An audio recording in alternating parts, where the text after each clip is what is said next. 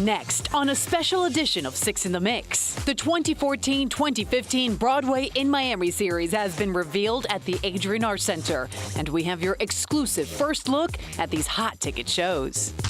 They are the most famous TV husband and wife duo of all time. Now, find out how I Love Lucy became a box office hit on center stage. The creators of South Park are at it again. Hear how Matt Stone and Trey Parker created another hit comedy that you won't see on TV. We take you inside the Book of Mormon. Also, we sent our Ben Aaron to get the news behind Newsies. Does he have what it takes to star in a Broadway musical? And it's all about the journey for this hit musical. Find out which celebrity was the driving force behind the creation of Sister Act on Broadway. Plus, a few quick looks at what else is coming to the Adrian Arsht Center this season. Hey everyone, I'm Roxanne Vargas. This Broadway edition of Six in the Mix starts right now.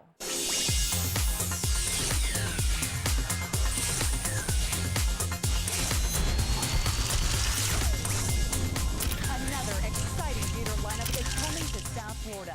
We kick things off with what you will experience when you go check out a performance at the Adrian Arsht Center. With 500 performances each year, the Adrian Arsht Center has become South Florida's preferred performing arts center. And you can bet there is something for everyone. We have a wide range of performances because we really want to make sure that the diversity of the artists on our stage will reflect the rich diversity of Miami. The Arsht Center is most notably known for their Broadway in Miami series, where they bring the best of Broadway to South Florida for all of us to enjoy. We've been presenting Broadway shows here in the Ziff Ballet Opera House, and that's all made possible by the generous support of Miami. The Adrian Arsht Center is one of the largest performing arts centers in the U.S. and is not only becoming a fan favorite for big Broadway performances, but with the performers as well. Artists love coming and playing here in Miami because it's such a beautiful theater, and the last row is only 170 feet from the stage, giving the audience a very intimate experience and close proximity to the action on stage, no matter where you're sitting in the theater. We try to bring that action and the energy of these great casts and have it flow off of the stage right into the house so that it's the best theatrical experience. And that tradition continues with an exciting lineup of Broadway musicals coming to the Arsht Center. Everybody loves a big Broadway show. Everybody loves seeing lavish costumes, big sets, great music, and no one does it better than the Arsht Center here in Miami. Well, our first musical offers the best of both worlds, fantastic performances and a lot of laughs. From the creators of The Sound of Music comes another treasured fairy tale by legendary playwrights Rodgers and Hammerstein. Take a look at how Cinderella the Musical was born for Broadway. It was really fun when they approached me to do this, because I thought I knew the story of Cinderella, and then when I started to do research, I read the original French version and was knocked out by how contemporary it felt. That's Douglas Carter Bean, who waved his magic wand over the world's most classic fairy tale and gave it the ultimate modern-day makeover. His retelling of this magical and romantic story is brought to life, revealing several new twists. I found that one of her sisters turned out to be kind of nice to her. And one of her sisters actually had a beau, as they say in the French, a beau, a boyfriend, and that was fascinating to do. So you know the basics. Cinderella lives with her wicked, self-absorbed stepmother and two stepsisters. A handsome prince across town is planning an evening ball with hopes of finding his future bride. She sees the prince a couple of times and provokes him. She gets his mind going, and he is in love with her mind, is fascinated to know who she is, in addition to her beauty. So that I loved. The last line of the French version is, "Beauty in a woman is a wonderful thing, but it is not half as wonderful as kindness." It may surprise you to find out that Doug wasn't totally convinced bringing Cinderella to Broadway was the right move. It had never been done on Broadway. It was done on television. It was a huge success, and it was their goal to bring it to Broadway, but Oscar Hammerstein died, so they never got around to it. So I'm sorry it took so long, but you know, I had to be born and grow up to be able to write it, and now it's on Broadway. It meant a lot for Doug to bring these characters alive for Broadway. It was also his mother's favorite fairy tale of all time. Every time I step into the theater to check on it, when I look at the audience and I realize that this is a lot of people's first theater experience. This will be people who will go to theater for the rest of their lives. This will be people who choose to go into theater, and this is their first show. And it's pretty obvious it's their first show. And they're incredibly well behaved and quiet and fascinated with what's going on. So that's a remarkable feeling. Well, you might want to leave the kids at home for this next musical, but what else would you expect from the makers of South Park? Matt Stone and Trey Parker try their hand at Broadway musicals with The Book of Mormon. Here's a quick look. Hello, my name is Elder Young. Hello, did you know that Jesus lived here in the USA? It really is one of those stories that sounds like we're making it up to get past this question, but it really did happen in a moment when we met Bobby Lopez the night that Trey and I saw Avenue Q. In the playbill, we saw special thanks to us. So it was very bizarre because we're like, wait a minute, what? And we didn't even know these guys at all. Bobby had thanked us by name because I think he had seen the South Park movie and took it as a big inspiration. So we're like, well, that's weird. They were that movie was so inspirational to me, and all of their work, all their comedy, and all of their songs had pointed the way for me in my work. It was crazy because it was like him kind of being influenced by us, and then us being influenced back by him. We had a long conversation. I remember we just hung out. Bobby is about 5 years younger than Trey and I, so he was looking to us as like elder statesmen or something. I don't know, like, hey, okay, you guys, you've been in the business a long time. What should I do next with my career? And so the pat answer to that is, well, what do you want to do? And he said, I want to do something about Joseph Smith or the Mormons. And we're like, what? Wait a second. No one likes that except for us. When I said Joseph Smith, they were like, we've wanted to do that too. And basically I said, if you guys want to do that, that's fine. I'll let you have it because I'd love to see what you do more than what I would do. And they said, no, let's do it together. That coincidence of Mormons and a musical, like not just being into Mormons, but specifically thinking about a musical about Joseph Smith or about Mormons, it was in that moment that we almost had to follow up and at least see if there was more there. I think what people don't know about the traditional musical, it's not just cheesy singing and characters breaking into song. It's this machine that's designed to bring you down and raise you up and to give you a positive, uplifting experience. That's what romantic comedies are all about. That's what stories are designed to do. And for this musical, it's about faith. It's about religious feeling. And I think we show a character that loses his faith, and we give his faith back to him in a better way at the end. And I hope that the experience of the audience mirrors that, whether it's a religious experience or just feeling entertained. Coming up, they are America's favorite foursome. The beloved television series is now a brand new hit stage show. Get ready as we preview I Love Lucy live on stage. And a wannabe diva's life takes a surprising turn when she witnesses a murder. Find out what it was like to work with Whoopi Goldberg in the making of Sister Act the musical. Plus, he is a choreographer for one of the biggest Broadway musicals on stage. Here's what it was like for him to work with the beautiful music and Beauty and the Beast. More of our exclusive behind-the-scenes look at what's coming to the Arsht Center next on this special edition of 6 in the Mix.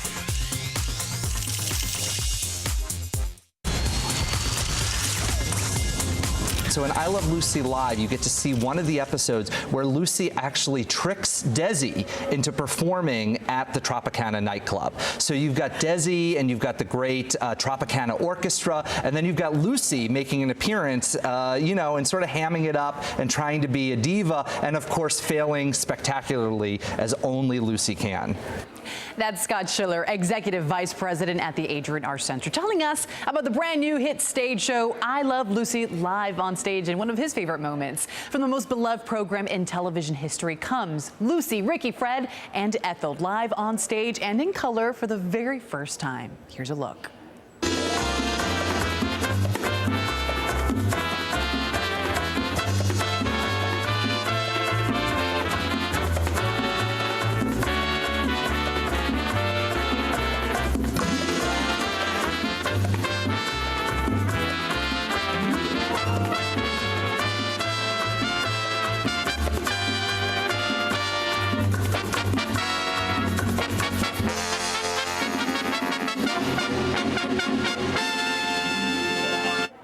Love the music, right? Well, Sister Act, it tells the story of a wannabe disco diva whose life takes a surprising twist when she witnesses a murder. Scared for her life and safety, the cops hide her in a place where no one would think to look, a convent.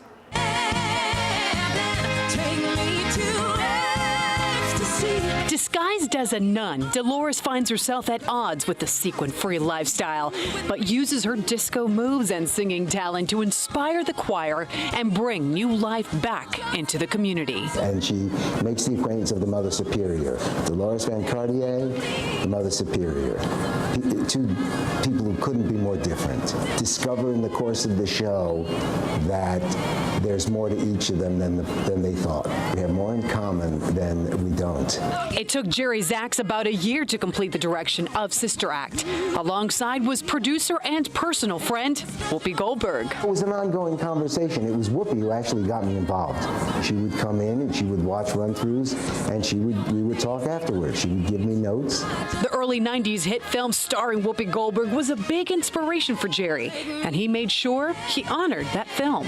It's a continually humbling process, because just when you think you've got it right, the perfect combination of spoken word going into song, how we resolve the song and make a transition into the next scene, that's a constant trial and error process. So how do you turn an already fabulous storyline into a musical and still preserve the plot? It begins on page one, and then it's a series of, okay, where are we? What's going to happen in this scene? We had an existing score. We had songs. Is this the best lead into this song? You know, do we want applause at the end of this song? It's real small work, and it's all about coming up with the 2,000 best ideas, you know, to make the show good. Jerry says it was pure joy to work on this production, but a bittersweet moment when his work was finished. I love directing shows. At the end of the show, when I'm standing in the back and the audience, there's a roar in the curtain calls that I've been lucky enough in my life to have heard a few times, you know? And all I can tell you is it feels like a big thank you from the audience, and it makes me really happy.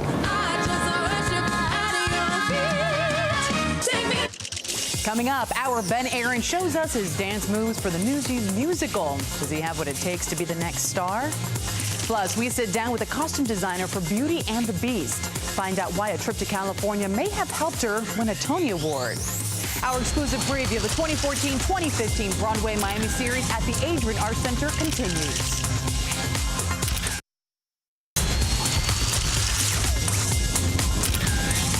Extra, extra, read all about it. Jack Kelly and his ragged band of newsies find something to fight for in Newsies, inspired by the real-life newsboy strike of 1899. It's a turn-of-the-century feel-good family musical that'll have you moving in your seat. Hi, I'm Luke Castro. I'm the associate choreographer of Newsies, the musical. And I'm Evan Kasperzak, and I play the role of Elmer in Newsies. You make stuff front page, and man, you is major news. Newsies is based on the newsboy strike of 1899, and it was also a Disney movie in 1992. As a kid, it was really awesome seeing this group of guys really dancing and like being guys, getting to play around and joke around, and it was really inspiring. It's one of the things that got me into dance in the first place.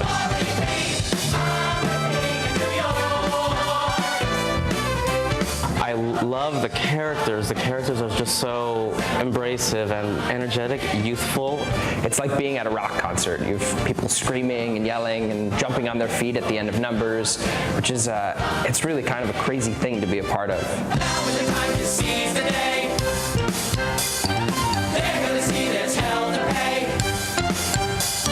Newsies is a dream job for an associate choreographer. You know, I get to travel the nation and find young talent. I absolutely had to be a part of it and dropped everything to audition. I'm absolutely living the dream. I can't imagine doing anything else. It really is a family, and it's so much fun to be a part of, and hopefully will run forever. And we just met associate choreographer Lou Castro there, who makes the musical signature upbeat jazz style and fancy footwork happen. Now, Lou is going to try and teach our Ben Aaron a few of those steps and see if he could make the cut as a Broadway superstar. Check it out. So Newsies is coming to Miami, and in light of this, I thought I would learn some of the great dance moves they do on stage. The good news is, I am an incredible dancer. So, newspaper dance, yeah? You're gonna jump onto your paper. 1. Yes. Then you open up 2. Now 3. 4. Yep. 5. 6. You're gonna spit on the paper. 7. Spit on it? Spit on it. Feed or spit on it. Yes. Yes. 5, 6, 7, and 8. And go ahead and use your arms. You're gonna go left, right. Are you guys just making up as you go along, or is this really happening? This really happens every night. Yeah. You want to go on? There's a sale on cantaloupes. It's real paper. Would you want to do it again? I think, you know what? I'm not a step-by-step kind of guy. I'm like, just throw me in there and let's just do it. Maestro? 5, 6, 7, and 1, 2, 3, 4, up, down, spit, and 8. 1, 2, 3, up, 4, 5, 6, and 8. I thought that went quite well. Yeah, that was good. It was really good. Thank you guys. Every day. Very much. Yep. Very nice, very nice. Well, Disney's Beauty and the Beast is the classic story of a young woman named Belle and a prince who was transformed into a hideous beast because of his cruel and selfish ways. Take a look at what is becoming Broadway's 8th longest running production in history. It's a tale as old as time. In order to become human again, the Beast must earn Belle's love before time runs out.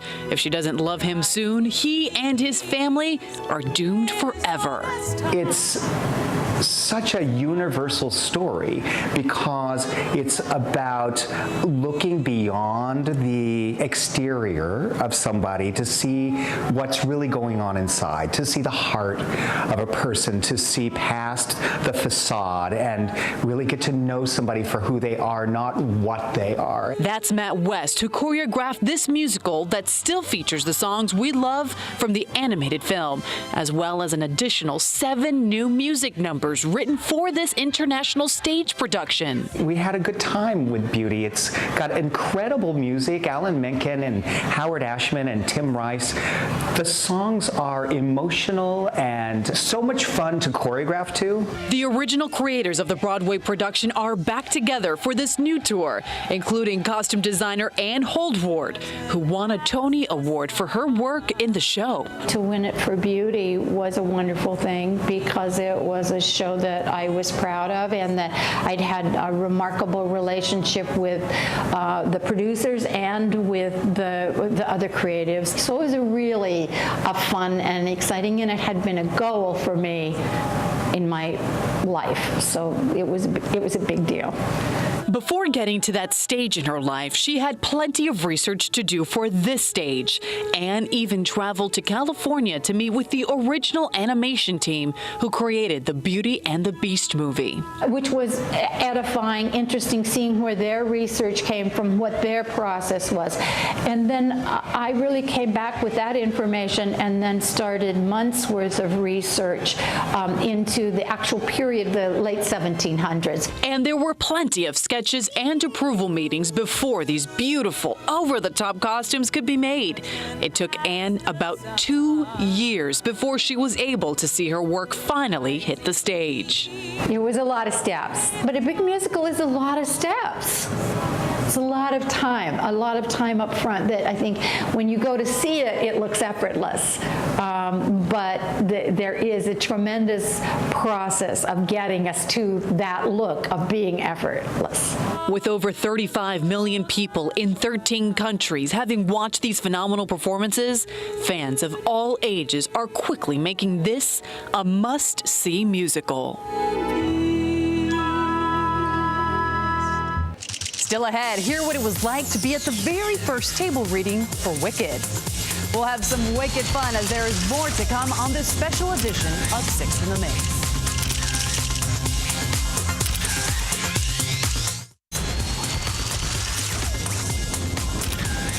Welcome back. This next musical has won a Grammy, a Tony, and 50 other notable awards. Wicked is the untold story about the witches of Oz and their amazing journey to become the Wicked Witch of the West. Take a look.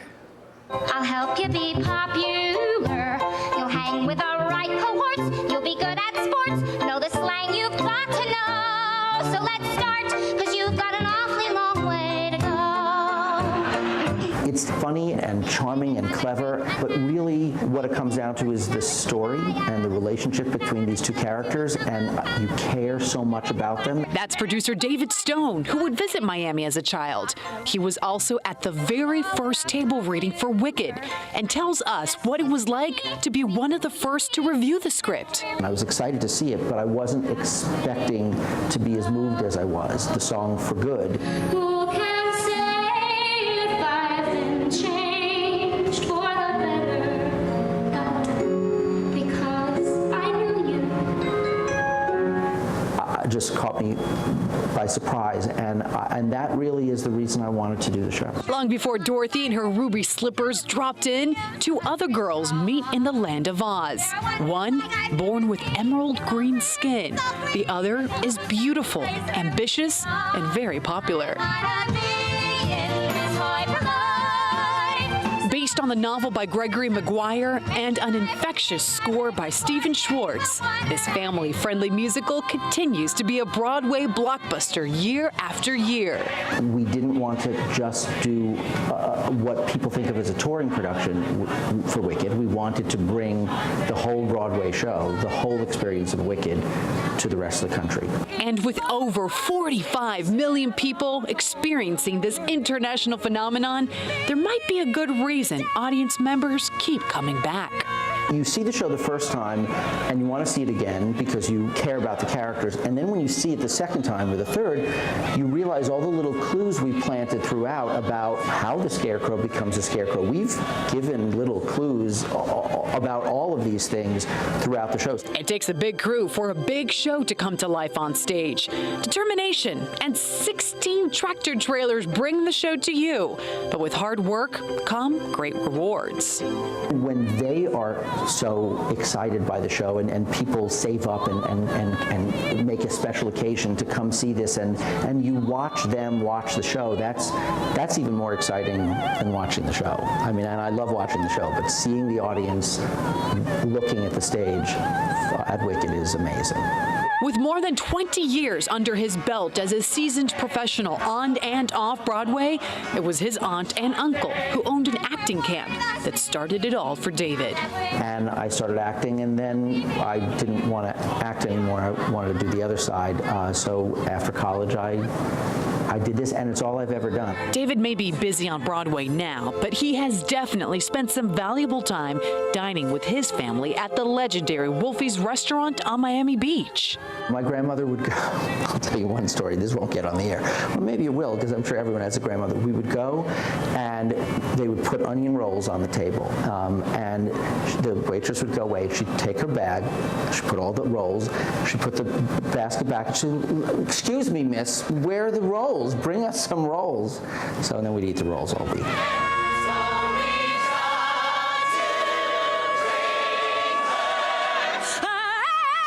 See it for the first time or see it again. If you would like to learn more about any of these shows you've just seen, call the box office at 305-949-6722 or log on to arshtcenter.org to read up, select your seats, buy tickets, and more. You can keep up with them on social media as well. The handle is at Arsht Center. Thanks so much for letting us take you behind the scenes for an exclusive preview of the 2014-2015 Broadway in Miami series at the Arsht Center.